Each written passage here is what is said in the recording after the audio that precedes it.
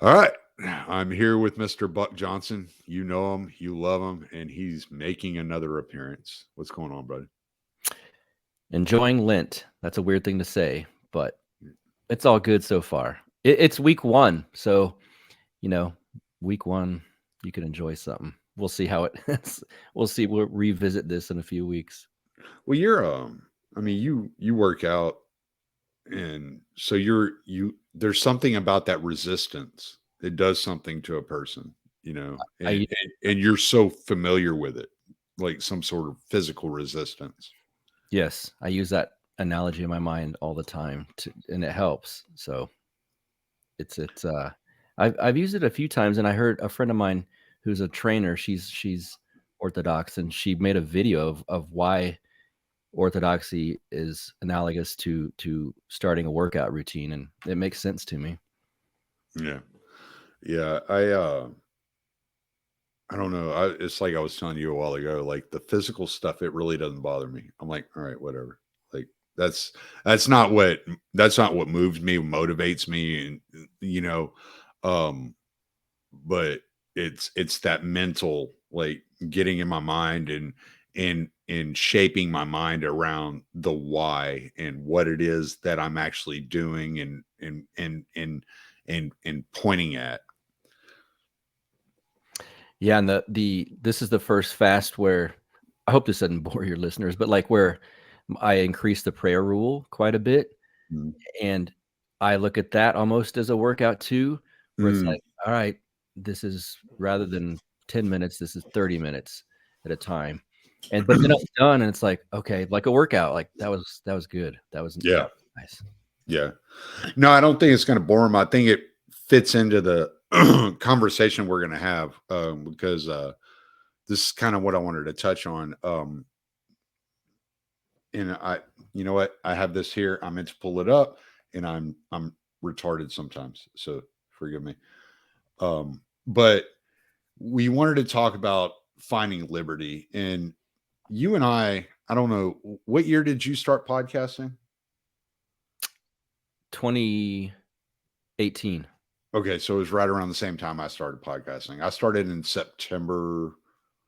I think I released my first episodes in September of 2018. Okay. So we were right there in the basically the same time frame. And And I'm now like, we're in this same time frame. we are. That's what I was going to say. Yeah. It's like we've been, and I've said this about Pete as well. So, but it's like we're walking. I think you and I have become a lot closer in the last year than we were before, just because we found ourselves in very similar situations and what we were going through. And I'm not going to worry about that text right now. I'm kind of half looking and half talking, so I'm just like Mhm. whatever. Anyway, so we're both kind of going in the same direction. We're both thinking the same things, um, and I think we both stumbled on orthodoxy similar to the same time. I think I went to my first liturgy October, third week of October in 2021. That's the same. Okay. Yeah. Yeah. Right after Yeah. the Thaddeus event at my house that you were at. Yeah. Yeah. It was just a couple of months after that. Yeah. That was that month. That was October 2021. Was that in October? For Mhm. some reason, I was thinking that was August. Okay. Mm. We can't have Okay. an outdoor event in Texas in August. I do it all the time. Well, But you're right. No, okay.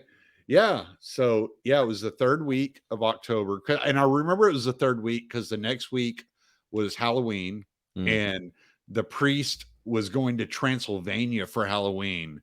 And it had been a childhood dream of his to go to Transylvania on Halloween.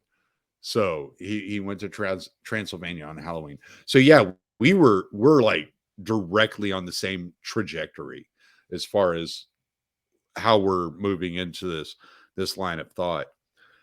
I think what may be a little different is you and I both you I had some stuff come up in my life and I stepped away and then I got back involved. and but it was like it was continuously pulling on me. I never stopped reading or listening or studying, and so it just kept pulling me in. Since about 2019, I started talking about responsibility and how liberty is so dependent on responsibility. And around that same time that I began talking about that, I began hearing Jordan Peterson pop up talking about purpose, a higher meaning.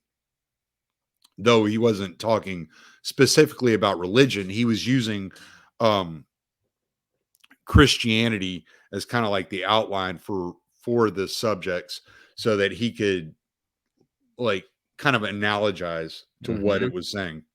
Mhm. And so I began to pay much more attention to religion whenever I was hearing it from his Jungian perspective, as opposed to the Protestant perspective I had heard growing up as a child. And as I leaned into responsibility and began to see purpose and how purpose and responsibility overlap, I began to realize that the liberty I was seeking was not going to be found in the ways I was seeking it. Mm. Does that make sense? Yeah, makes a lot of sense. You mean like in let me see if this is what you mean.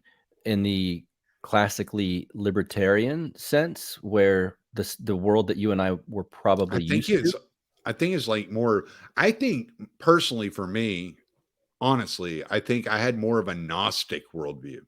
Mm, That the more information I right. took in, the more prepared I was to be free.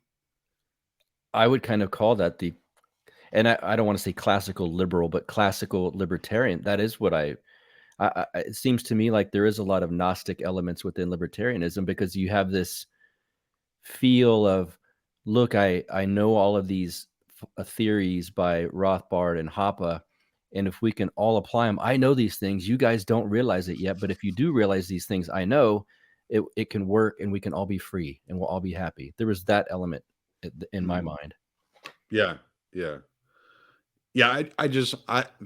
I guess I'm careful not to apply my own failings and my own readings of things onto other people, even though Mm, I'm sure there are many other people that thought the exact same way I did. Like I'm not, and so you're probably more correct than I am. I'm just I just don't like to put what I'm thinking on others. Um, that's not very libertarian of you. no, it's not. Joking. No, that's the only time a libertarian is an authoritarian is when they Mm, got you got to force that thought in their head. mhm, You got to shove their head into the mortar and pestle, and you got to mhm. grind that shit in there. um, and so, how has your view of liberty changed? I've kind of given you a description of like what I'm dealing with as far as my thoughts. And as you can tell, they're not fully formed. I'm kind of fleshing this out as we go still. I'm still working through these things as to what's going on in my head because my body, my lifestyle is moving in a direction that my head has not caught up with. Yeah, that's a good way to put it. It's weird because I don't even think I would use the term liberty anymore, but I guess you could. But it's possible that I was swimming in libertarian waters for so long that now that I've kind of got out of those waters and I'm on the sand entering other waters, that that term still and for some reason, and this is it shouldn't, but for some reason it still has kind of a negative connotation to it. Not the actual idea of liberty, but just that term. So I don't even think in those terms anymore. What am I free to do? Or what do I have the liberty to do? It's more like I still have liberty so far to do what I know I should do. And I don't, who knows how long that's going to be allowed. But so I look at it in those terms, like what I should do. It's almost like you said responsibility and liberty. Harry Brown, a long time ago, I remember said that they're two sides of the same coin. And they are, but for some reason I'm trying to focus on the responsibility side more than the liberty side. And in the past, I was focused more on the liberty side than the responsibility side, if that makes any sense. Yeah. And see, I looked at it as, let me see if I can explain this properly.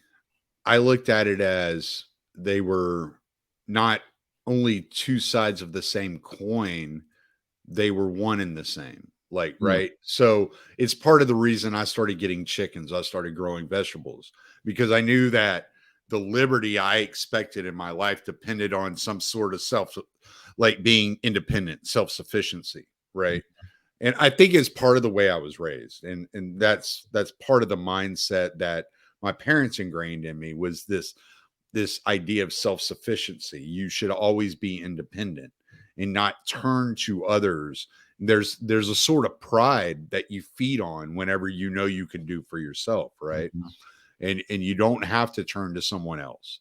And so therefore no one can do anything to harm you and take anything away from you because you've earned everything and it's yours. mhm, mhm, You've done it, right? And so, in my mind, because I grew up very poor as a child, we lived in government housing whenever I mm. was young. We went years. My mom would go days without eating for years to make sure that my brother, myself, and my dad all had food. You Wow. know, so we were used to this mentality that it was all on us. Every little like morsel was on us. Mhm. And in that was for a long time, probably till I was 13, 14 years old. It was like that, you know. And my parents had scrounged and saved and fought. My mom never got even a high school diploma and ended up working her way up through the workman's comp industry to making figures a year. Wow.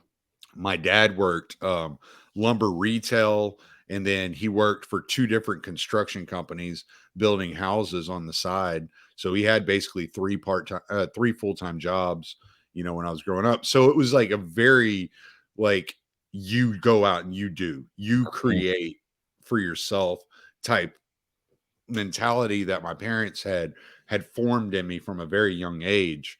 And so whenever I was got into libertarianism, I was very attracted to the kind of the homesteading kind of side of things. mhm, And because I understood that that mentality of work, that hard work all the time, never stop. It's all on you. If a chicken dies, you better replace it with three other chickens because mhm, one of them's going to die, you know, mhm, in the first week, you know, that type deal. And just really understanding that hard work aspect. And it took a lot for me to relax. Um anyway, I'm kind of going down this kind of crazy road, but um so I never separated the two. Like, and it was like, I don't know about for you, but for me, seeing kind of the rise, I don't know if it was a rise of it or if it was just brought to my attention because my audience started getting bigger and it started become I became more aware of it, but the rise in the libertine ideals mm. Yeah. like really turned me off. Yeah. Like as soon as it felt like it like amplified. I don't know if like I'm off there, but for me, it was more obvious. It was more in my face. That's interesting. Well, it wasn't only in my face, but this is prior to my podcast, I should say, probably 10 years prior. But it wasn't just in my face, it was me.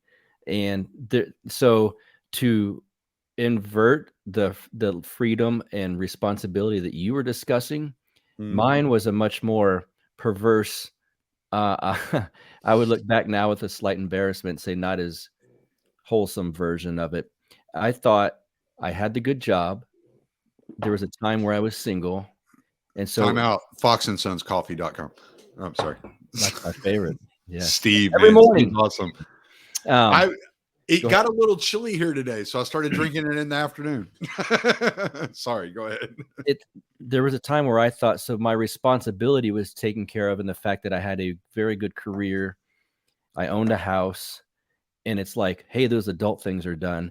Now you have the freedom and liberty to do the libertine things, whatever you want to do. And Austin, Texas offers plenty of that. Yeah. And so there were a lot of years of taking care of the libertine aspect of freedom and liberty, which when you're in your 20s and 30s, I mean, I'm not going to lie, it was fun. Even then, when I was younger, there were times when it it kind of drove me into the ground a little bit where I'd just be exhausted, and it's like I can't keep. And this is a lot. This is I'm burning, as they say, the candle at both ends type of Mhm. thing. Yeah. Um, so it's interesting. You grew up with such a struggle, and that responsibility led to your liberty on to some extent. And mine, I mean, I didn't grow up wealthy, but we were very poor early on, and then it got better. And then once I started, it's very young for someone at 21 to start a pretty good career, and your brain's not even fully developed yet. But here I had all like this, what I thought was like decent money coming in, my own house, and Austin, Texas was my playground. And so, yeah, that it felt like I took care of the responsible part. I did what my parents said. I got a career at a young age, and then I thought, well, I can do all of these things, and I did all of those things. So that's the libertine that carried me through my 20s for sure, and then into my early 30s, and then even when I had first met Brittany, both of us were kind of on a libertine train, if you will. And so even the first several years of our relationship was quite uh, wild. Do you think and I think I know the answer to this, but I just want to ask because you kind of were involved in that lifestyle. Did it become was it a bigger deal? Was it amplified? Did it become more popular? Or was it always I there was just swimming in it. I don't even. To me, it was the existence of it was my default. So I don't know if it became more when you live in Austin, it is what it is. yeah. That's the environment. It's the default setting of Austin, Texas, and I was elbows deep, if not eyeballs deep in it, for quite some time. So it's not even to me that it wasn't popular or became popular. It just was that. Yeah, I just kind of saw it become like it seemed like lack of a better word, degeneracy just became okay all over the place. You know what That's I'm true. saying? Yeah. It was like nobody was saying, "Oh, you shouldn't do that. You shouldn't live that way." At least before there were people that would like stand up and say, "Well, morally that's incorrect. Like Yeah. I wouldn't do that, but I'm not going to judge you for it. Like I'm still going to love you despite you doing these things." But then it just became like, well, that's just who they are. That's what they do. Like this is and it just became okay and like more in your face. At least that's how it felt for me. Well, it certainly is now for sure. And so, I try to think: is it me that changed? Is it them, quote unquote, them that changed, or is it both? Is one a reaction to the other? I'm not sure where I fall on that yet, but certainly, I mean, a scroll through social media now, or a stroll down 6th Street in Austin, Texas, it's 6 years. way different than it was even 10 years ago. And so I would say certain degeneracy is not only more popular, I would say it's being pushed as what's correct, what's the right way to be. The whole don't judge, they like to use um, Christian terminology and then warp it a little bit. Well, not a little bit. They warp it a lot. Love, judgment, and things like that. And they'll say, "Well, you can't judge. Love is love," and all of this thing. And it's like, how far can they push this? Mm. And then, of course, the trap is for us to use the exact same demonic energy and push it from the opposite wing, which is a trap. But yeah, I mean, that part, you're right, is way more common now. I mean, it's now that the default setting that existed in 2010, let's say, when the furthest this isn't the perverse aspect of society, but the furthest edgy things you had were the Tea Party and Occupy Wall Street. I mean, that's nothing now. That's not even, that would be almost mainstream at this point. And so that's the political aspect of it. To have a drag show, and not to sound like a boomer and bring up this old topic, but to have a drag show in front of like 6-year-olds, and even 2010 would be absolutely, you'd be shut down immediately. And now it's like, how dare you even judge that? That's love, you know? Yeah. So certainly that stuff's much more ubiquitous. That's the crazy edge of perversity is kind of the default setting. Yeah. Yeah. And that's what I'm saying. I saw it starting to happen, and I really saw it creeping into libertarianism, I guess in like 2019. Yeah, well, libertarianism is ripe for it. I mean, it's creeping into Presbyterian churches and Methodist Yeah. churches, and that shouldn't be a ripe setting for it, but it turns out maybe it is. Libertarianism is certainly a ripe setting for it. They look at people like Tom Woods, who I would consider like a very wise, squared away libertarian, and they're like, the guy's a Nazi or something. He doesn't want drag queen story hour, right? Mm, So that tells you how far that's gone. yeah. Yeah. But I think I saw that like creeping into at least my perspective, like around 2019. And then we had the coof and the lockdowns and all Yeah, that. And all these things, like it just, the paradigm that I had, that I was looking, the glasses I was looking through, the lens I was seeing the world through, just shattered. And it was like, what is liberty then? Like, if all these things can happen, if you can, if you can change the definition, if you can change the label of pedophile to maps, which sounds just so innocuous, right, and you can make it sound like it's just a normal sexual activity that people fantasize about. oh, And then you had all these lockdowns, and you have social media just shutting out voice after voice after voice after voice at the behest of the government. And you didn't have to wait for these Twitter files to come out to see that this was happening. right, It was quite obvious from the get-go. Shit, CBS released an article in 2009 talking about social media as a tool of the intelligence agencies. right, We knew that all this funding was flowing straight through the intelligence agencies. So all these libertarians saying, "Oh, well, it's a private company, bro." It's like, right, since when? When has it right. ever been a private company? Right? And so you see all these things happening, and my whole paradigm just shattered. It was just like, Yeah, okay, right. hold on. What does it actually mean to be a free human being?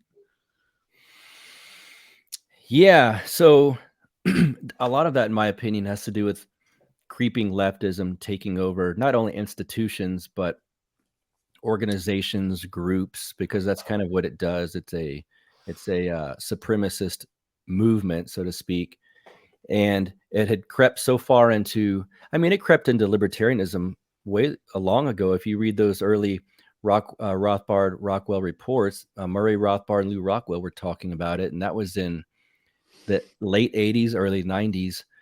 And so when Pat Buchanan kind of rose up to the Republican Party those years, so they saw it back then. Imagine if Murray Rothbard were alive now, and I already know Lou Rockwell's feelings on the libertarian movement.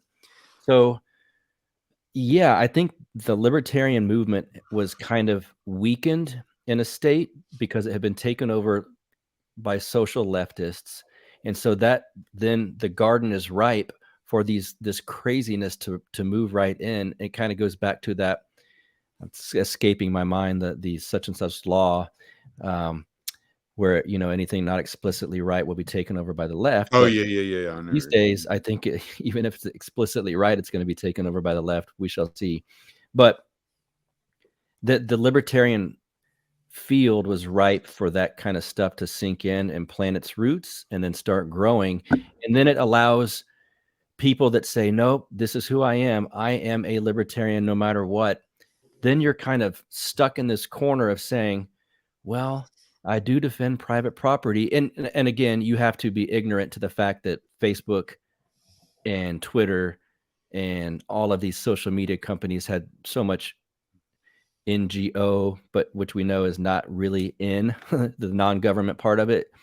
They had so much funding from these agencies and so much infiltration. They're not truly a private company. But if you don't know that and you don't understand that, you are kind of stuck in this small corner of like, but it's a private company. And then you're hit with this decision. Am I going to be a pure libertarian and promote property rights?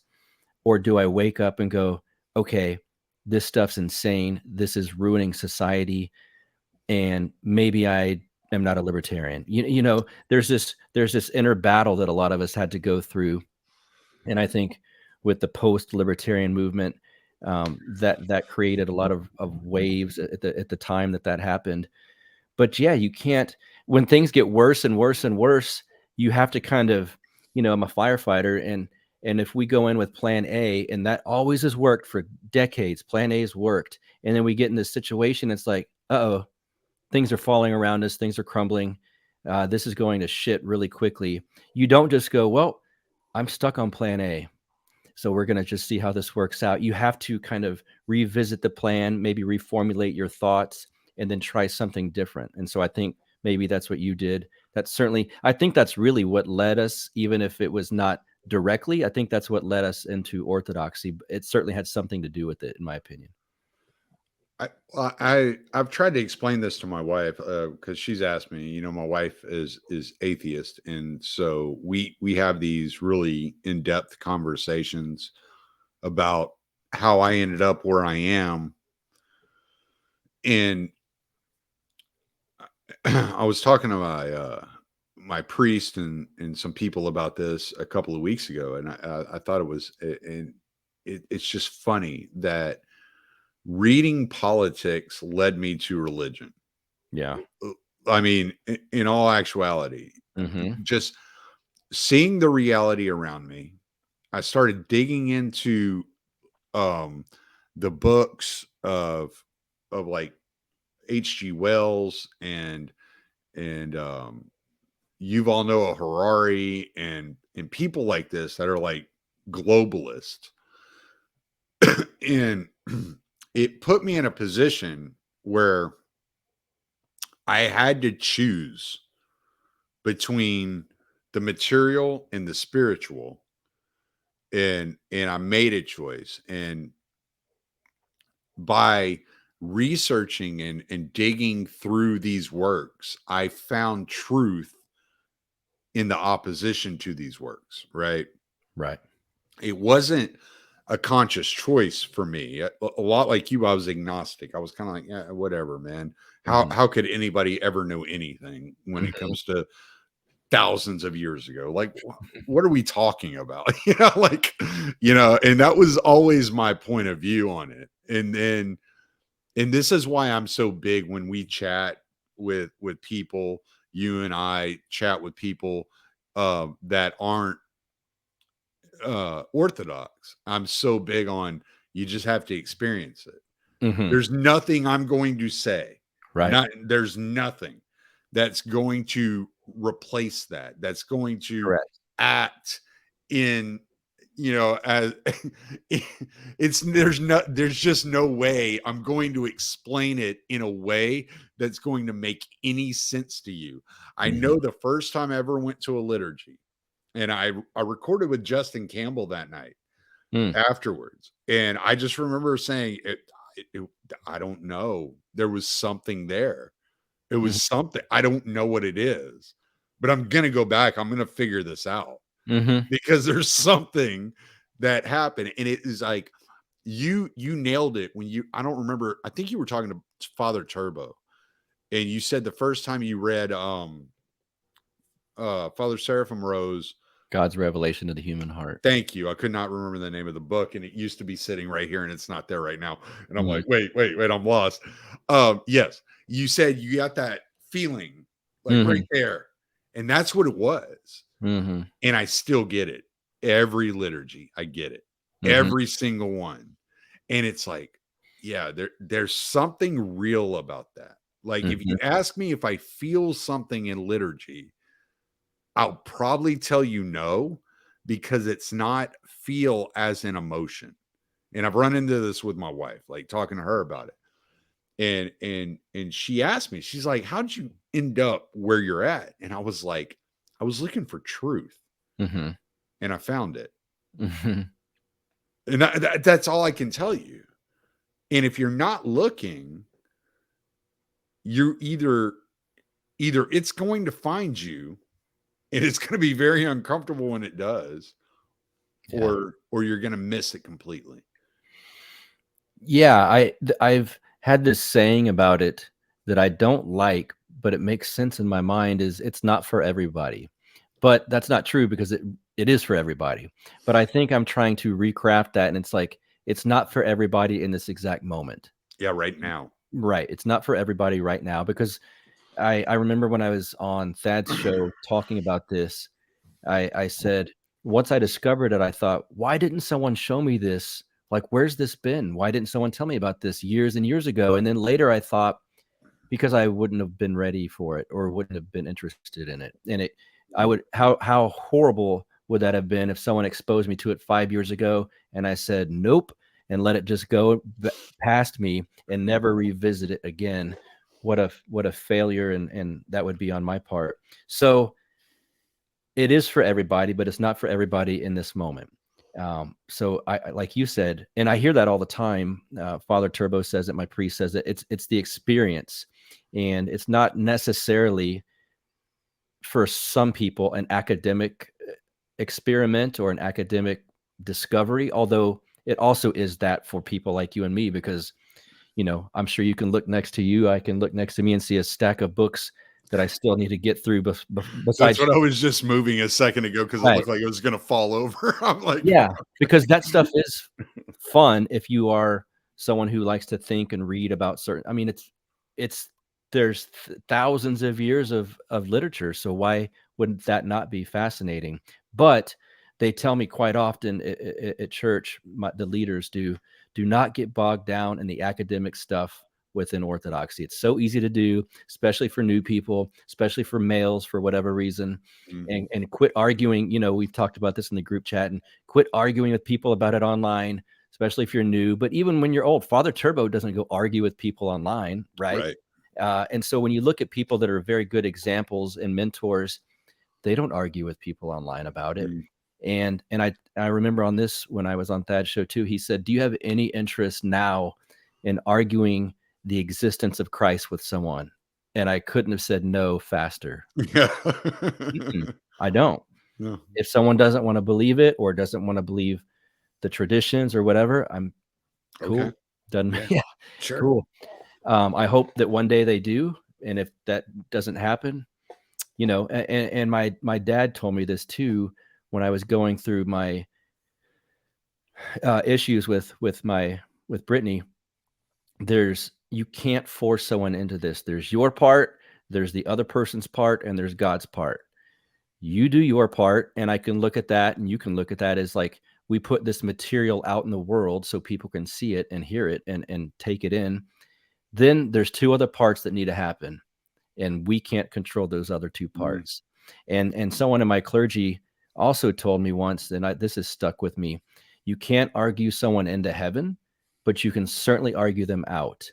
And Mm. what he meant by that is, if you shouldn't be trying to argue someone that your religion, your Christianity, your truth is the right thing to do if they're arguing with you about it, because you're going to come off as pushy and argumentative. And rather than go, you know what, he's argued me right into this, I'm totally accepting it, you're probably going to push them away, and then you've shut the door. And if you're doing it on social media, you're probably not only pushing them away, you're probably pushing away several others. Correct. Yeah, and that goes back to that thing where well, you should argue with someone in the comments because it's not really for them, it's for everyone else that sees it. But this is such, for whatever reason, this is such a personal topic that it's not like just saying drug laws or something where people can kind of take it or leave it. Religion is so personal that when you're rude and argumentative about it, more people are going to go, see, it's not helping that guy. And they say it helps people. They say it makes them, like we talked about in the group chat today, it makes them more humble or more this or that. It's not making him that way. So that's not right. That's not true. And that's an issue I think that's facing I'd say the Christian community at large, but certainly the online ortho community can be certainly contentious at points. What I try to remember is that if you're trying to be a teacher, or you promote yourself to that, elevate yourself to that status of teacher, and that's what you are putting yourself in the position to be, then you are going to be judged for all the souls that you affect. Correct. And I'm not interested in that. No. I'm not interested in having that impact on people. Right. Right. I'm okay with putting information out there, and it's not me doing it. It's my platform doing it. And if someone writes me after an interview with Father John Whiteford or Father Turbo, and then they say, that was a great interview, I'm interested. Where should I look for a church? Totally cool. But I'm certainly not going to go, well, now you need to believe this, and here's the dogmas, you better follow, like that's Yeah, the right. furthest thing. And my priest and I were talking one night, and he was talking about confession and his spiritual guidance for Just as an example, I was chrismated on Christmas Eve, and this is a book called The Dogmas of the Church. I don't think I'm going to teach you that in a discussion online. So and even if you were to just say, well, read this book, no one's going to say, oh, well, I disagree with everything Tommy says, but I'll read this 800-page book. Exactly. And my priest, so to what I was saying, he said, it's a lot of pressure on me when I hear a confession and someone's looking for spiritual guidance. I mean, this is their soul we're talking about here. This will affect them for eternity. He's like, I have to really think about what I say and the advice I give and the direction I lead people in, because that's pressure. Yeah. And confession, man, whenever I first started going to the church, the idea of confession was one of those things that I was like, are you kidding me? Yeah. Like, why am I going to sit and tell somebody else like all the weird crap that goes on in my head? And especially when you know them. Yeah. And it's like, imagine how this guy's going to look at me after this, right? Mm-hmm. And then you do it, and you're like, oh, that's why you do that. And immediately, the first thing I thought was, why did they stop the public confession in front of the church? Feels so amazing. It is such a relief to get that off of your shoulders. I haven't done it yet because I'm still a catechumen. But for a long time, to your point, I thought, I don't know, man. Like, I know my priest is my friend. And we were driving one night, him and I, and he was talking about, again, confession, and he was giving some example, and he said, Father, this week I had dirty thoughts about some females, and I started laughing, and I was like, dirty thoughts? That's something we got to confess to you? And he's like, well, I mean, not necessarily. It depends how you feel about it, if it's weighing on you. And I was like, well, you'll get an earful. But yeah, and now I get it, because it's not only getting it off your shoulders, it's keeping you in line. And that sounds, I mean, my old libertarian self would cringe, like, keeping you in line, that's the man. And I've heard, and this is not a knock on Protestants, but I have heard Protestants say, "You're confessing to a man. That's not the same thing," not understanding how it works. But I it keeps you, when you have to go to on a weekly basis, or some people do it monthly, whatever the case, and admit these things you do.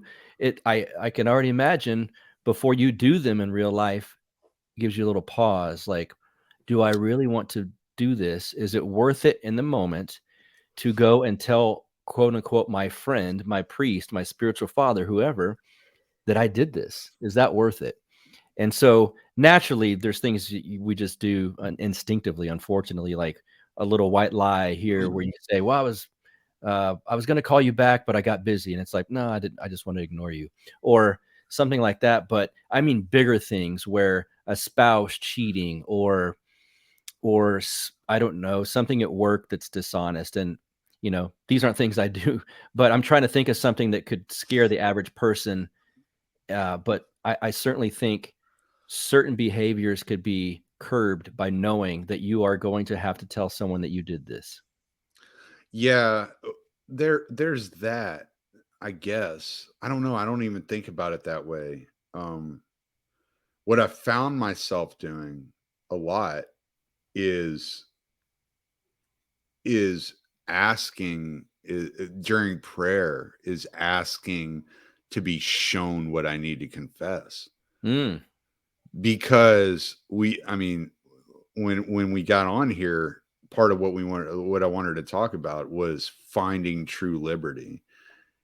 And I man, I mean, you know a lot more about my story than most people do. So like you'll kind of get this. But like there was such a weight lifted off of me. And it was like it's like that first time you like do a drug, you yeah. get that really high and you're always chasing that high. It was like that. It was like, okay, I want to get it all out. Mm-hmm. How much lighter would I be? How much better would I feel? How much younger would I look? Yeah. How much of a spring in my step would there be If you weren't carrying this if weight. exactly, Yeah. exactly. And sometimes it's really hard to identify what the weight is. Mm-hmm. That's an interesting way to put it. I hadn't thought about that yet. And I want to ask you a question after I give this example, but I know this is I don't know if we can curse. I Go think your ahead. mom watches this. I don't want to disappoint her. Fuck But her.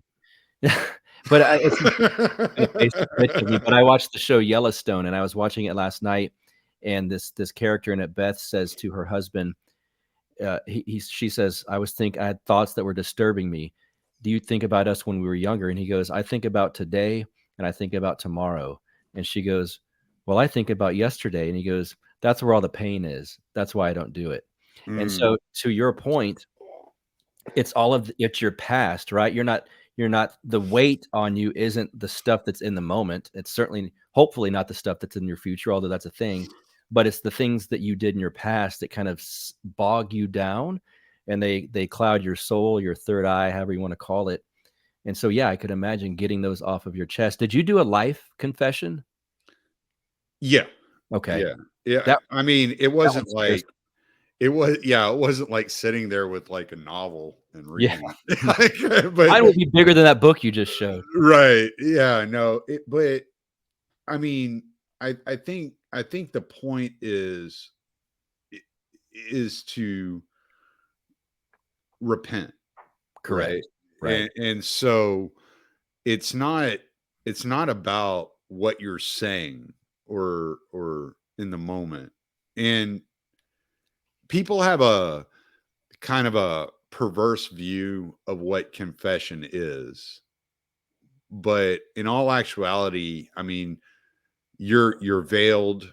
um and when I say veiled, I go to an Antiochian. So the priest actually put something over you, Hmm. right? And so you're veiled and it's dark and in that moment. And it's not just confession like you would see in a movie. Right. It's you also you talk about other things too. You would talk about, let's say there was a something someone did to you when you were 4 years old that has stuck with you or something like that, right? Like you would bring that up, like this, I'm holding on to this. So why is this pain here? What is this? And the priest, like, and what you're doing is you're taking that off of you and you're giving that pain. All right. You know the parable of the Good Samaritan. Yeah. Okay. So the way it was explained to me is the Good Samaritan is Jesus. The inn that he Ah, brings the injured person to is the church. yes. The Yes. innkeeper is the priest, right?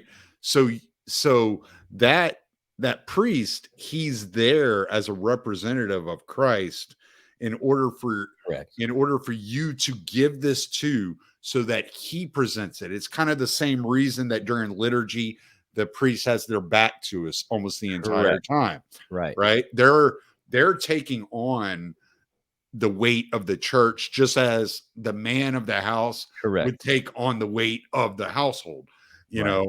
know, kind of that situation. So when you begin to view it through that lens and form that relationship, then you begin to see a little bit more about what's happening and feel how the sacraments actually work, Mhm. and experience how they work and understand how they work. Yeah, that's a good way to put it. That's that you often hear the fullness of Christianity is what you experience within Orthodoxy as opposed to, let's say, other denominations. But what you just said is part of that fullness because you would never experience that anywhere else. I mean, they do have confession within Catholicism, but it's a different process. And for one, the fact that you can't see the person, they're behind a screen, you know, um, but yeah, that's part of the fullness. And so I think that experience, again, I have not done it, but now it keeps going through my head. Like I'm trying to picture myself now. I watch others do it when I'm there every Sunday. And there's a site on St. Seraphim Holland's Church in McKinney, Texas. I cannot think of the website, but it teaches you how to confess. And I think that's very helpful too. Mm, yeah, But that's interesting. that I is probably something that as an outsider coming in, at first I was like, "Mm, that seems weird to me." And then I even had this stupid demonic thought process like, "You probably don't have to tell them everything that you did that week." But I mean, what are you doing if you're not, right? That's like saying before the Eucharist, like, "Oh, I just had breakfast, I'm good." But you're not truly readying yourself for the Eucharist. So, which is why you're there. Why are you cheating yourself out of such an experience, right? You wouldn't go to a ayahuasca ceremony in some island, and when they tell you to fast, then you're not going to go, "Well, I'm hungry. I'm going to eat a bunch of chips." It's like, "Well, no, I can't do that. This is important." Well, if that's important to you, and it would be to me if I were to be in that setting, this is so much bigger than that. So this has to be more important. right. Yeah, absolutely. And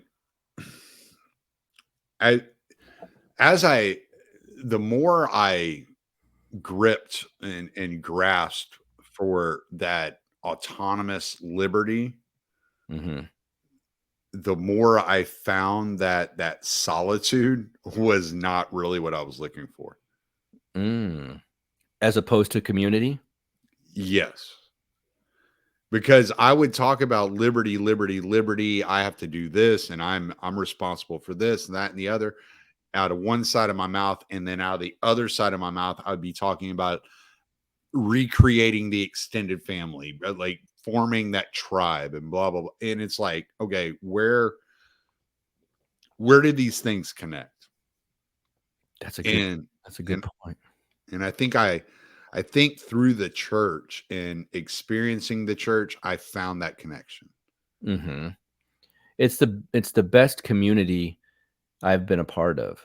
And Mm, I also told this to Thad, like the word community a few years ago, scary. yeah, and I mean, it's not like I would have said, "No, I don't want a community." I've always been kind of an open and friendly person, and I like being social, but just the word community, just like it was like nails on a chalkboard almost. But really, this church and who knows, there could be people that go to other churches where they're like, "No, well, mine's a community too, and it's not Orthodox." And there could be Orthodox people going, "Mine doesn't feel like a community." I don't know. And mine's in a small town, and the church is probably 800 square feet, and there's maybe 40 of us, which feels that can fill up an 800 square foot building pretty tightly. Yeah. And the trapeza afterwards, when at first I was like, I'm not going to stick around for this, and I would leave. But now, like, I hang out, you talk to people, and it's a fascinating thing. And the realization of, even though we're all a little bit different, we're all here for the same thing. It's like a common bond in misery loves company, almost like the Merle Haggard song. Like, you're all there and you realize we all have this sickness and we're trying to get better, and we're doing it in a way that takes a bit of a physical toll, spiritual toll, and mental toll at some points on us. Not all the time, but at certain points. But to be able to understand that we all have that and you're relating to people, and then of course we all have, similar political ideas and where the world's going. So it helps to bond over certain things like that Mhm. too. And then you turn around and it's like, wow, I actually have a tight knit community here before I even realized it. And at first, I almost wanted to eschew it. Like, no, I'm good. Again, I'm an individual. Have fun, guys. I'm going back home. And that's not the way to approach it, in my opinion. Now it was, it's what I thought was right early on. But yeah, it hits you. And it's like, this is the actual community that I was looking for without realizing it. Right. Yeah, there's it's almost as if you were to take the libertarian ideology and just fill in that atheistic gap, Mm you would you would almost form the Orthodox Church hmm. out Mm of hmm. that. Like it's almost it's so similar, it's so familiar. Yeah. Right. Yeah, there is some familiarity, and as long as you were, I would say, the right-leaning libertarian, because, but of course, then you that might take the libertine aspect out of it, and or the atheist aspect, as you said. But the respect for hierarchy's got to be there, because that's what Mhm. the church is. Yeah, I don't even know if I was completely there with the respect for hierarchy when I first went. I No, like I wasn't either. I understood like hierarchy, and part of that's because I hung out with some motorcycle clubs, you know, Yeah, here and there. So I almost prospected with one. So I kind of understood like what hierarchy, how it worked. And I've I used was that analogy, by the way, before. Like catechumens, like being a prospect. it very much is. Mhm, Yeah. And plus I was in the military, so mhm. and that might be a real reason why I got turned off by hierarchy. It's like, so but so I didn't really have an issue adapting to the hierarchy, other than I was resistant just voluntarily engaging with it. Mhm. And but once you understand why it's there and what it's there for, how it helps you, it's it, you know, one of the things we talked about, I'm sure you talked about it just as much as I did. I know I talked about it a lot early in the days of my podcast, was um the left definition of freedom and the right's definition of freedom, and how they were so in opposition, right? The left's views not being responsible for bills and not, Yeah. you know, not having to worry about No these landlords, bro. right. Yeah. They view that as freedom. You're free to do, you know, casual things, whether whatever they may be, Mhm. and engage in experiences. Whereas the right views the responsibility of working and creating for yourself and being your own master as the ultimate freedom. And this really is, as Father Seraphim Rose described it, somewhere in between. It's this royal path. You're Mm-hmm. walking this very narrow path and you're looking left and right. You're like, yeah, they ain't quite got it. They Mm-hmm. ain't quite got it. And you're trying to see where the commonalities are so you can just kind of plant a seed here and there. That's right. And but you're trying, but walking that tightrope is really difficult, and you have to voluntarily engage in that tightrope, or you're Mhm. going to fall off one way or the other. Yes, well put. The royal path. That yeah, Father Turbo would be proud of what you just said. Um, they, I think when you said the commonalities from each side, in in my experience so far, and the way I can see it is those are actually the good parts. And sometimes where they differ is is the negative energy, and it's almost the mirror opposite, right? Where they differ. So I always use the example of how pride is the mirror opposite of humility. Oftentimes, and of course we know humility is good and pride's not, but each, if you just take left wing and right wing, for simplicity, they can have the inversion of each other, but there's still a demonic energy just shown a mirror, if that, or seen through opposite lens, if that makes sense. Whereas the good parts from each side, they're the same. They're good and they're good. But this, like, you're so bad that I'm going to be the opposite of you, but also very bad, is still, you're still, that's a demonic energy. And it's just a negative feedback loop at some point. And again, it causes revolutions, which we know are circular, and one just leads to the other, back to the other. And so that's the kind of stuff I think the royal path is trying to keep you from falling into. Well, it cuts your horseshoe in half, right? Yeah. Yeah, because you got the horseshoe theory. And why do totalitarian regimes on each side look so similar? Yeah.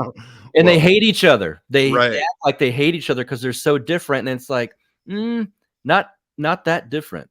Yeah, exactly. Yeah. And the reason they look so similar is because when you start going to the right or the left in any direction, you're to any degree, you're going to end up at this place where you're if you're not confronting true evil, you're probably representing it. Correct. Yes. And just for listeners' sake, because this conversation can easily get misrepresented.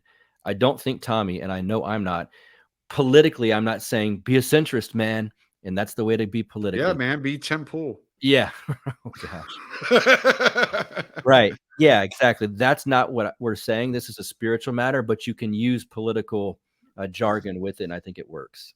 Well, I don't know. I don't know about you. Maybe this is just what's happened with me, because of my experience. I find the political so much less interesting. Yeah. Same. And Because if you can look past that, because we can all see that there's something other than that that's above it, it feels like you're just doing surface level things rather than like you're playing in the kiddie pool, where if you look over there, like where there's a giant pool with a real deep end. yeah, I'm not sure that I want to just sit in the shallow waters at this point. yeah, We I can want to talk, get on the high dive. yeah, and jump into the deep part. Now I'm learning how to swim. But you can talk about the shallow waters with the deep waters undergirding what's really going on, I Mm, think. yeah, no, you're right. And it's been something I've been trying to balance, that I've been wrestling with, is that I can't I can't even focus my attention on the political like anymore. It just it matters so little to me. Mhm. When I look at it, all I see is nonsense. Yeah. It's wild. M I say my favorite show, I guess if you're talking strictly hours watched, it probably would have been, but I watched Tucker pretty loyally every night except when I was at work, and I haven't watched Tucker in a month or something like that. And I keep thinking about maybe I need to catch up and see what's going on. And I don't really care that much. Every time I turn one on, it's like 5 minutes, I turn it off, and I go to, Yeah. like, Sometimes, Orthodox Ethos or something yes. like that. Yeah. Sometimes I'll watch the intro segment and then it's like, yeah, then I go to YouTube Yeah, and watch stuff on there. yeah, yeah, I've just gotten so disinterested with these things because what I've found is maybe you found something different, and, if you need to go, we're at an hour, just let me know if you need to No, I'm go. good. All right. Yeah, I gotta go watch Tucker. Just kidding.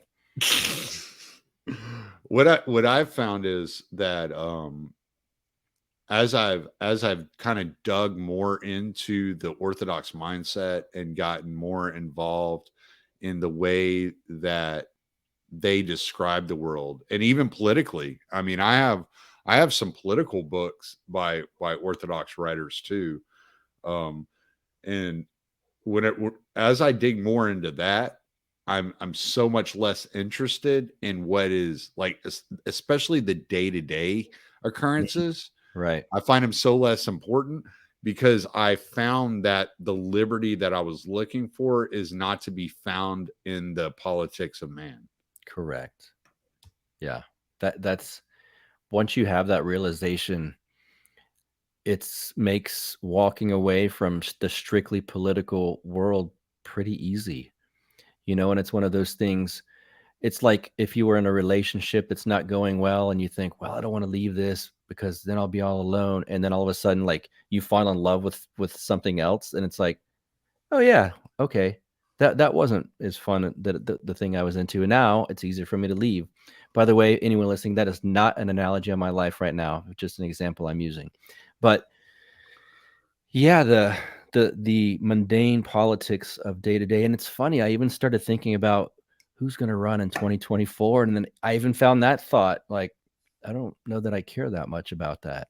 I might when it comes closer to time, and I might entertain the idea of doing episodes on it, but right now, you turn on the news and you see the same faces, the same senators, the same reps, the same president, and it's just I don't care. Yeah, it's well, and they, I mean, they seem to get stupider by the day, Yeah, there is that. and it's like I get nothing out of it, right? If I mean, it doesn't, whether I'm listening to Tucker or Tim Pool or Rachel Maddow, or I know I'm just getting fed a line from Yeah, all of them, yeah. right? And the one place I know I can go and I can find truth, and no matter what the consequences, no matter what, is I can go to the church, I can talk to the people of the church, I can bring up these issues, and I can see them in person roll their eyes. Mhm. They don't care. And Yeah. I'm like, yeah, most people don't care. Like, one of the things that my podcast revolved around was creating a diary that my children could go back and listen to and learn where my mind was at. Is my mind in a place that is going to assist them moving forward? Well, I just got in a conversation with my son, my youngest son, the other day. He's graduating this year. And he was like, oh, yeah, I listen to your podcast every week. I've been trying to like fill myself in on politics and yada, yada, yada, because I'm going to graduate and I'm going out into the world. And I think I should know this stuff. And I was like, look, listen to Counterflow, listen to the Mark Claire show. You're probably going to get more out of those podcasts than you do out of mine. And when I said it, I realized, okay, I probably need to do something different with the way that I'm conducting my show if I feel that way. Right. And so I I just I feel like it's important, and it's something I did early on, and Pete always told me early on he liked this about what I was doing with my podcast, was that I would get like intimate with my own thoughts, my own feelings, like my own personal life. I would reveal things about myself in my shows that you would not know unless you were someone who was close to me. And he was like, I really like that personal touch you had on there. And I feel like at some point I got away from that a little bit. And Mm. I want to bring that back. I want to bring kind of that little tidbits. Like, you don't have to know every little detail about me. I'm not going to tell you, I'm not going to make you uncomfortable, but well, I Yeah. might, but it's like not intentionally. But I feel like there's that personal touch that I have an ability to bring to a show that not everybody has that ability. Yeah, that I agree. I agree with Pete, and I agree with you about that. And yeah, you're not going to make them uncomfortable. It won't be your show won't be your confession booth. Um, but that's very kind of you to tell your son to listen to my show. That's an interesting thought too, and because mine, for one, wasn't I didn't change on purpose, Mm. and I didn't sit and think, "Yep, time to change directions." Just not. I just didn't. I mean, I guess I kind of did when it became counterflow because Thad and I were working together on that. But I know it's taken a slight turn into orthodoxy. That was not by design. It just kind of I talk about things I like to talk about, and that's what Mm. my world is right now. So yeah, I'm gonna have to think about that though for my future. Like if I were to have a kid, I think if I were to say it like you, I want to leave a diary behind of what I was thinking and what if they wanted to look back on their dad once I passed away or things that might help them. I think now I am in a good spot for that. So I think I would feel comfortable with that description for the current format. So that I love the way you describe that though. That's cool. I no, I agree with you. I think you are too, and that's why I tell my kids to go listen to you. You know, um, it's not that I don't want them to hear what I'm saying. Mhm. I want them. I wanted to see my. I had two uncles on each side of my family die in their early 40s before they Mm. were 45, and so my mom's younger brother and my dad's younger brother both died before by the age of 44 of Oh, cancer of some sort. So when I started my podcast, it was a lot along the lines of when I bought this property and started raising chickens and stuff. Like, it was a legacy. It was something I could leave to my kids. It was like, because for a lot of their lives, due to divorce and my job, I was separated from them. I didn't have the opportunity to yeah, you're always always on the go road. see them. Yeah. I didn't always have the opportunity to spend weekends with them and see them. So it was like, I want you to know what you never knew about me. The That's the really sweet. the way I thought, the people I talked to, the conversations I was interested in having, the subjects I was interested in looking at. I wanted that diary, that file available for you.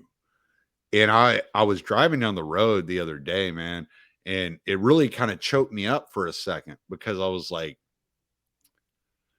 I'm in a situation because driving truck is a very dangerous job. It's one of the top 5 most dangerous jobs in America.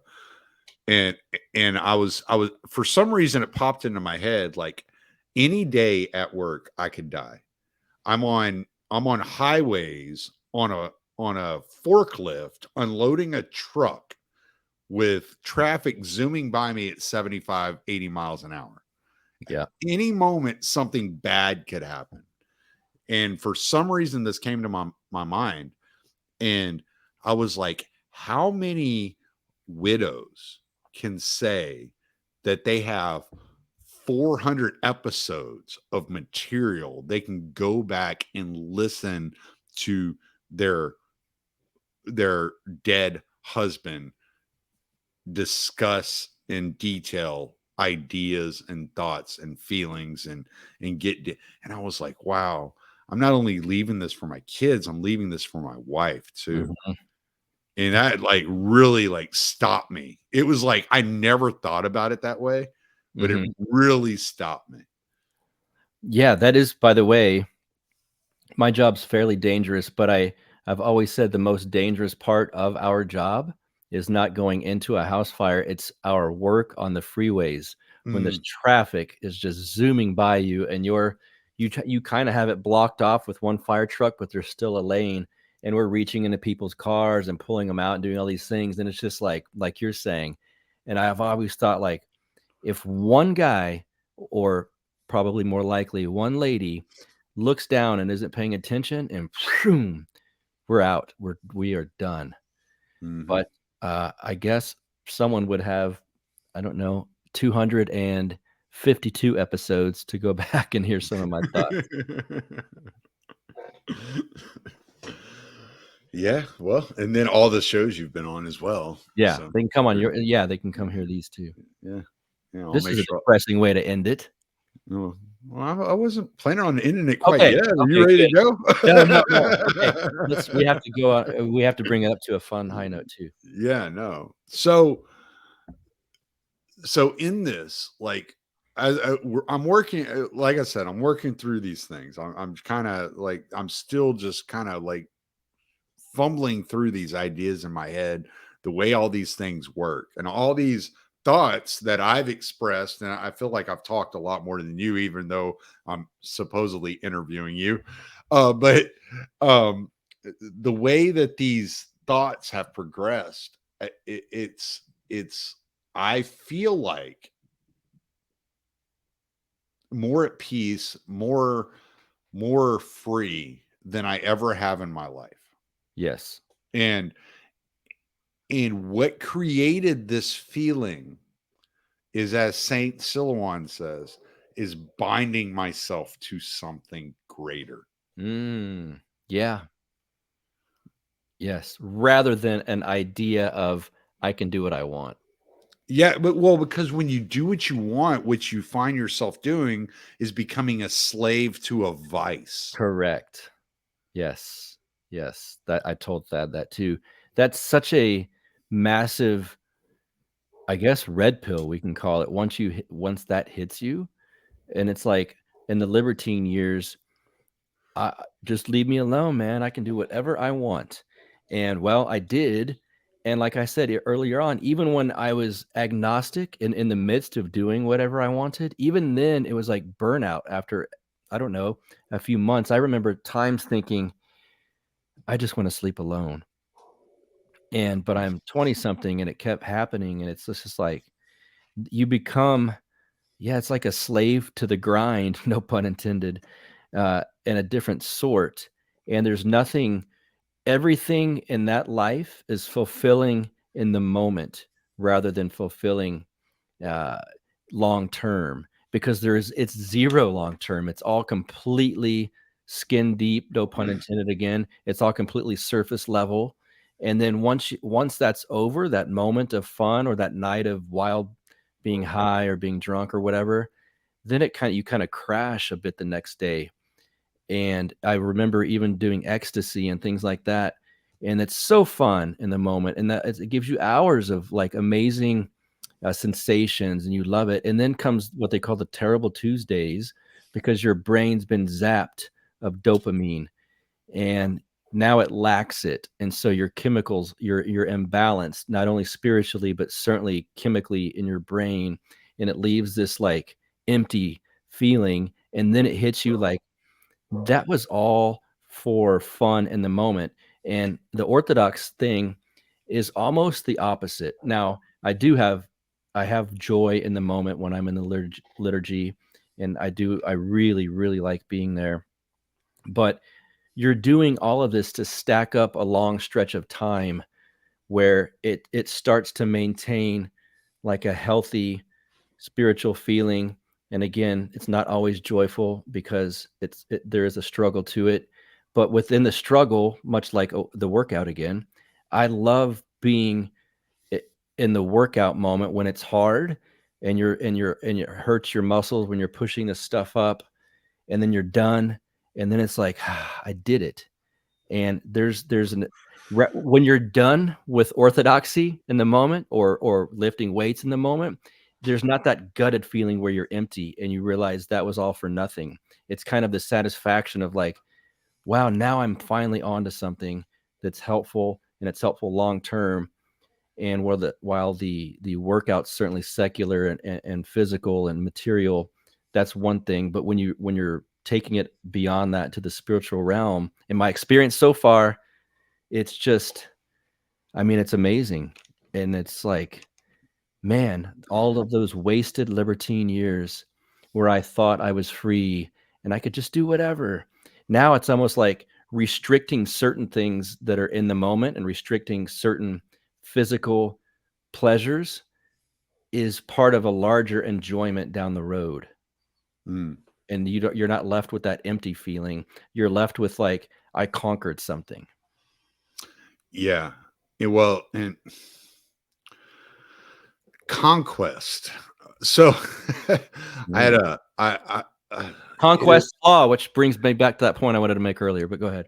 no, go ahead. No, What that was was that? conquest law. I think that's the one about if nothing explicitly. Oh, gotcha. All right. So a f- I a guy said to me the other day, he said, I've done every drug and drink you could think of in mankind. Hmm. And I could out drug and out drink anybody. If you turn on Pornhub, you'll not see anything I've not done. Oof. Gosh. Okay. And I'm bored. Oh, There's no point in pursuing any of this stuff anymore. yeah. And he's atheist. Oh, And it's like, yeah, because you're trying to fill that void with the material. And correct. it's not going to fill. Like the one thing I've found is I brought it up earlier with heroin, but every drug you do, you're chasing that first experience. Yeah. Right. Every sexual experience you have, you're chasing that first experience. Well, You're maybe not the chasing first one, but yeah. maybe not exactly the first one. Maybe the first one with that person. Yeah. But Yeah. you know, Right. um but you're chasing something that is out of reach. And with orthodoxy, I can't tell you that every time you go to the liturgy it's going to feel great. Mm-hmm. There are going to be distractions. Oh, yeah. Sometimes things are going to feel off. You're going to be in a bad spot, like maybe your mind's not there or whatever. But I can tell you that week, during the week, it's going to push you through that week in a better place than you were in the week before. And Mm-hmm. it always gets better. Mm-hmm. And so even if I was listening to that book my dad sent me, and I had shared it in the group chat earlier with Rachel about theosis. Mm-hmm. And the guy makes a point. He says, yeah, sometimes you'll be in liturgy and you're looking around and people are talking and they're distracting you and you can't focus on the liturgy. Yeah. And he said, and you're thinking, well, I could be at home peacefully praying and be in complete peace. But that struggle, whatever you're going through at that moment, is that resistance that you're dealing with, is you're working that muscle, whatever Yes. muscle Correct. that is. Right. Yeah. Yeah. And so it's easier next time and it gets better. And it's like working out, Yes. right? It's like when you start reading some of the stuff that you and I read, it's difficult at first. You're Yeah. like, oh my gosh, this is so. I still read Klaus Schwab and I'm like, this is so mind-numbingly boring. Yeah. Like I can barely make it through 2 pages without getting up and walking a lap around my house, Yeah. like to wake myself up, because it's horrible. It's terrible. But what you're looking for is you're looking for that positive resistance that puts you in a place to where things keep getting better. Yes. And so if you're doing if you're leaning on that drug or that alcohol or that sex or whatever it is, it's gonna become dull and numb to you. It's Mm-hmm. not going to be enough. At some point, it's not going to be enough. You're gonna have to up the ante somehow, Yeah. like however you manage to do that. With orthodoxy, the ante is upping you. Correct. You're being lifted up. Yes. Yeah, that's an excellent way to put it. And I have a few points to tag on that. For one, that's why we see, in my opinion, certain elites when normies will say, "Oh my God, you really think these elites, for a cartoonish example, drink children's blood?" And it's like, or these Epstein experiences. It's like, well, yeah, because they're addicted to power and they keep getting power. Then they get more power. Then they get more money. And it's like, what next? So they chase the next crazy high. But when you're at a certain level, the next crazy high, those are things that you and I can't even fathom, Yeah, right? it's like the movie Hostel. I've never seen this. You've never seen the movie Hostel? No, I'm a Oh bad my movie god, you person. got to watch it. All Okay, right. So it's about rich people that pay to murder people. I bingo. mean that's Yeah. right. So these guys are traveling through Europe. They stay in a hostel. Oh, I have seen this. They, Yes, coincidentally I they have seen share this. the room with these hot chicks that, Yes. Yeah. yeah, okay, yeah. Okay. And these hot chicks like lure them in, Yep. and then they end up getting murdered Yeah. because these rich people have like set up this honey trap for tourists so they can get the rocks off. Yes. Yes, it's real. There's a Right. documentary out. I showed it to Beatrix, this documentary. I'll send it to you if you want me to. It's pretty wild. But it's about the Mothers of Darkness Castle in Belgium.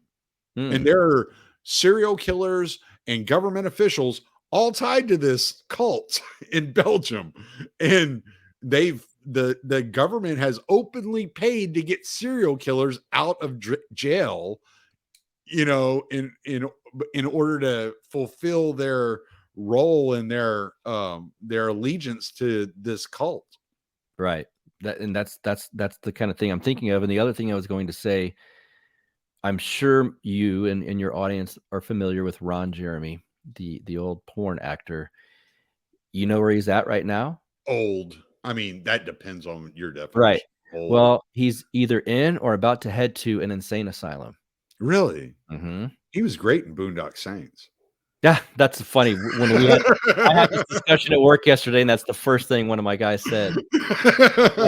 But but think of his life and what he's done and the dark, like, and this is not a judgment, but I can imagine the darkness that's Mm. sitting upon his soul right now, and without any way, like you talked about, to get it off of your soul and to The free. inability to reach pleasure anymore. Yeah, and he's either being committed or was committed. I was just having this discussion yesterday with someone at work that knew the story, but yeah, he is or will be in an insane asylum now. Man. The life of pleasure. Yeah. Yeah. So well, you have any we're coming up on an hour and a half, so I'm gonna let you go here pretty soon. You wanna finish this off with any deep thoughts by Buck Johnson? Oh man, I don't have too many deep thoughts. I had a thought and it died of loneliness. See, I have dad jokes out the wazoo. I would say for people listening to this, if I hope that I understand there's let's see, a train, an ortho train running through the Liberty sphere, if you will, like a pipeline, people sometimes call it. I hope that it's not getting old or on your nerves or like, oh God, these guys found a little shtick or their trend or something like that. I understand that if it could feel that way, I hope it doesn't. But if you are curious at all, if you have this feeling where liberty's not enough, or I was an atheist and my sensual pleasures weren't enough, or my worldly pleasures aren't enough, and I've been trying to figure this thing out, and I trust guys like Tommy or Matt or some of these other people, uh, certainly at least look into it and watch. I would say watch Father Turbo on the Royal Path and just give a listen. We all come to the table with so many questions, and feel free to reach out to me if you've got these questions, but just at least give it a shot, because I hope if you're a regular of Tommy's show that you wouldn't think that he's just going to lead you into some strange trend or this cult or something like that, that you respect him and you think, well, Tommy's a pretty smart dude and he sure has been kind of floored by this or taken by this. Just give it a shot. That's would be my advice. And there's a lot of options out there. There's a lot of jurisdictions within Orthodoxy, some better than others, but at least look into it and give it a shot would be my advice, my deep thoughts. Yeah, I would add to that and say if you do find yourself interested, don't listen to somebody like Buck or myself. We are this podcast and us our conversation. I've said it so many times before on my show that I find it interesting that so many people want to listen to my phone calls. Yeah, Um, so yeah, this is just that's a good way to put it. me and Buck just having a conversation, and if I would suggest you go seek out authorities on the subject because I'm not one, and it's part of the reason you will never hear me talk theology or anything of that nature. I'm not afraid to talk about my experiences or Correct. what I see or the or how I view something, but I will not at all try to preach to you or tell you what's right or wrong. I'm not here to judge you. There are plenty of atheists that listen to my show, and I appreciate all of y'all. I'm married to an atheist. I have no ill will towards anything y'all think or how y'all view things. Same. And I come from, as Buck also comes from, more of an agnostic worldview. So we understand these things, and so we're not here to preach. We're talking our own experiences and kind of the way we're viewing things at the moment, and we're just allowing y'all to listen into a phone call that we would have had probably anyway. Yeah, So I can second that. I've had phone calls with Tommy. They were about like this, and to his point, uh, if it ever sounds like I'm preaching, which I hope it doesn't, I'm preaching to the old me because there's a lot of that where I think back in different ways I thought, and I might be the same way in a year from now or 6 months from now. But if it sounds like I am, it's usually me preaching to the Buck of old, and so it's like that's my way to burn through some of this past that I'm not happy with on myself. And I honestly think one of the best parts of Orthodoxy is that there isn't a lot of um, interpreting scripture by lay people, or that we have thousands of years of history to look to. In fact, my priest oftentimes when hey, I've got a question on this biblical topic, he goes and finds writings from the church fathers or early saints, and he's like, here's the accurate take on that. And sometimes he won't even tell me his own opinion. He will if we're just having discussions, and I'll say, if you had to say your opinion, what do you think of this? But very often he often cites the oldest writings, people that literally were with Peter and the apostles when they were writing the Bible, and that's the explanation he will give me. So we're all used to, many of us, growing up in a world of Western Christianity, and at times it's some of the stuff that turned me off from it, especially as a subculture teenager and in my 20s. The judgmental aspect of it, the hellfire and brimstone.